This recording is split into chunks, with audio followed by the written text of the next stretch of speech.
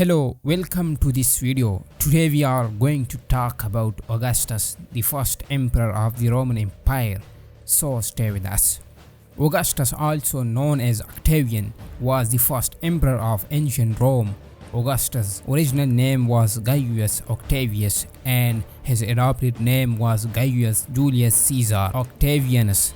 He was born on September 23, 63 BCE. Gaius Octavius was from a prosperous family that had long been settled at Velitra, southeast of Rome. His father died in 59 BCE, had been the first of the family to become a Roman senator and was elected to the high annual office of praetorship, which ranked second in the political hierarchy to the consulship. In 52 BCE, he gave the funeral oration for his grandmother Julia, who was the sister of Julius Caesar, Octavius' great uncle. 3 or 4 years later, he received the coveted membership of the board of priests. In 46 BCE, he accompanied Caesar, now dictator, in his triumphal procession after his victory in Africa over his opponents in civil war. And in the following year, in spite of ill health, he joined the dictator in Spain. He was at Apollonia, now in Albania, completing his academic and military studies. When in 44 BCE he learned that Julius Caesar had been murdered, so he returned to Rome after the assassination of Julius Caesar in 44 BCE. Augustus, the 18-year-old, came to Rome.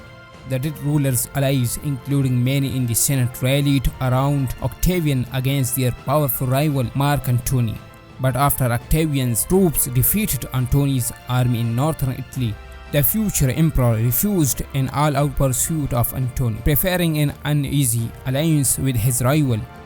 In 43 BCE, Octavian, Antony, and Marcus Aemilius Lepidus established the Second Triumvirate, a power-sharing agreement that divided up Rome's territories among them, with Antony given the East, Lepidus Africa, and Octavian the West. In 41 BCE, Antony began a romantic and political alliance with Cleopatra, Queen of Egypt, which continued even after a senatorial decree forced his marriage to Octavian's sister Octavia Minor. Lepidus remained a minor figure until Octavian finally had him ousted after the triumvirate's renewal in 37 BCE. Antony's affair with Cleopatra continued, and in 32 BCE, he divorced Octavia in retaliation. Octavian declared war on Cleopatra. In the naval battle of Actium a year later, Octavian's fleet under his admiral Agrippa cornered and defeated Antony's ships. Cleopatra's navy raced to aid her ally, but in the end, the two lovers barely escaped. They returned to Egypt and committed suicide, leaving Octavian as Rome's undisputed ruler. Historians date the start of Octavian's monarchy to either 31 BCE, the victory at Actium, or 27 BCE, when he was granted the name Augustus. In that 4-year span, Octavian secured his rule on multiple fronts. Cleopatra seized treasure, allowed him to pay his soldiers, securing their loyalty to mollify Rome's senate and ruling classes. He passed laws harkening back, at least on the surface, to the traditions of the Roman Republic and to win over their people. He worked to improve and beautify the city of Rome. During his 40 years reign, Augustus nearly doubled the size of the empire, adding territories in Europe and Asia Minor and securing alliances that gave him effective rule from Britain to India. He spent much of his time outside of Rome, consolidating power in the provinces and instituting a system of censuses and taxation that integrated the empire's furthest reaches. He expanded the Roman network of roads, founded the Praetorian Guard and the Roman Postal Service, and remade Rome with both grand a new forum and practical gestures, police and fire departments. Augustus married 3 times, although his first union to Mark Antony's stepdaughter, Claudia Pulchra, was unconsummated. His second wife, Scribonia, bore his only child, Julia the elder.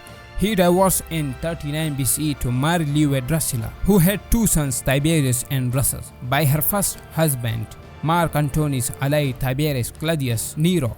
The family tree became more complicated after Augustus had his stepson Tiberius briefly marry his daughter and then adopted Tiberius outright as son and successor in 4 AD. Augustus Caesar died in 14 CE. His empire is secure and at peace. His reported last words were twofold to his subject. He said, "I found Rome of clay, I leave it to you of marble." But to the friends who had stayed with him in his race to power, he added, "Have I played the part well? Then applaud me as I exit." Soon after that acknowledgement of human failure, the Roman Senate officially declared their departed emperor, like Julius Caesar, before him to be God. Now this video is going to end. In the next video we will mention the second emperor of Rome.